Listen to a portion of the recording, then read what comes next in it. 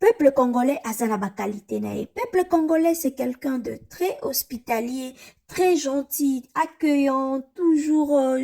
jovial, toujours joyeux, peu importe les circonstances, peu importe le problème. Congolais sera toujours de bonne humeur, bien habillé, bien chic, BCBG,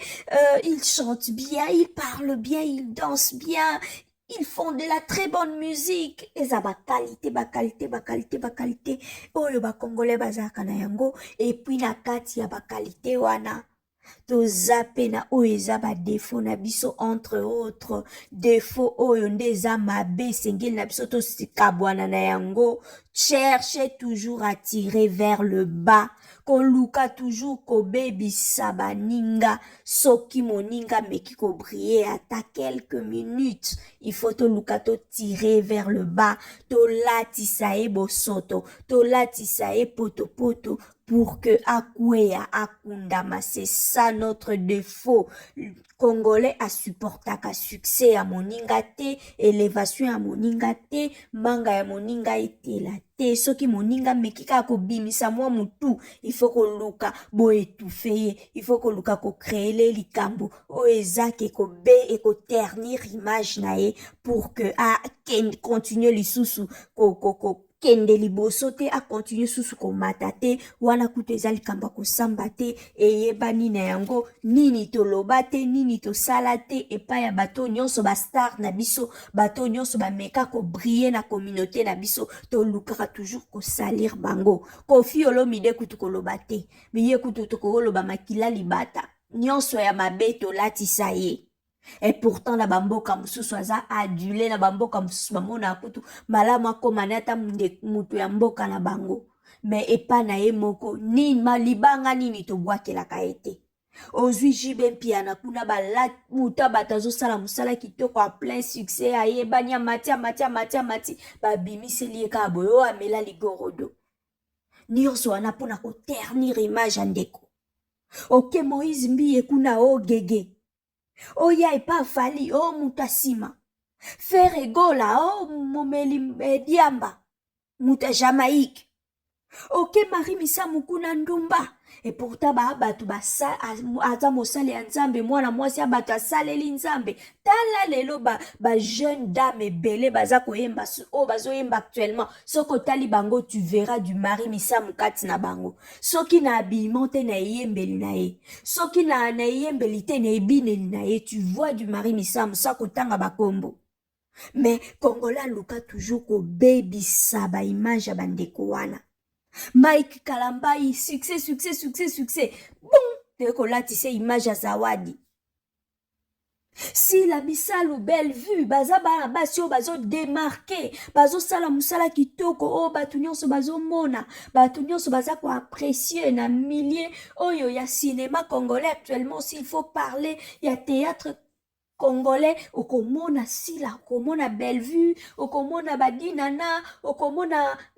donc ce sont plus les femmes Aïda ce sont les femmes bazui les devant mais kaka biso moko communauté yango tolukaka susu koternir baimage na bango soki na tongo bafingi Bellevue te na pokwa bakofinga sila soki na pokwa bafingi sila te lobi na tongo tokolamukela dinana c'est comme ça que nous sommes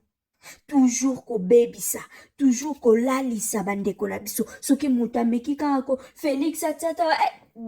to critiquer Fayula bimisa mutu tolatisi ye sénégalais oyo asala boye oyo aza boye oyo azo nous sommes toujours comme ça toza kaka wana tolukaka toujours mutu soki kaka likambo malamu mpona mutu fo tolukele likambo mpe ya mabe mpo ekole ye elata ya ntambo wana yango vi na ye mobimba yango wana nde mabe na biso mbote napesaki bino mbote te na ebandeli mbote na bandeko nyonso bisika bozwami mbote na bino tolingaka bino mingi et bienvenue sur Opinion TV oyo eza chaîne na bino ya bainformation chaîne na bino ya divertissement chaîne na bino ya makambo ebele oyo totiaka baactualité que ça soit politique que ça soit ya baeglise que ça soit ya communauté na biso en tout cas ya musique tout toyebaka na kolekisa awa. Merci et bienvenue ndeko nano s'abonner to tomber pour la première fois abonnez-vous yango nde likambo tolingai toloba lelo problème oyo ya ndeko papa ya Bosra TV. Bosra oyo eza chaîne oyo biso nyonso toyebi problème monene pe makasi oyo akutani nango par rapport ya oyo eza blanchiment d'argent, fraude fiscale, qu'il est accusé à dissimuler ba bien, ba revenu na ye, na ba bien oyo eza non déclaré pour échapper na tout ce qui est impôt,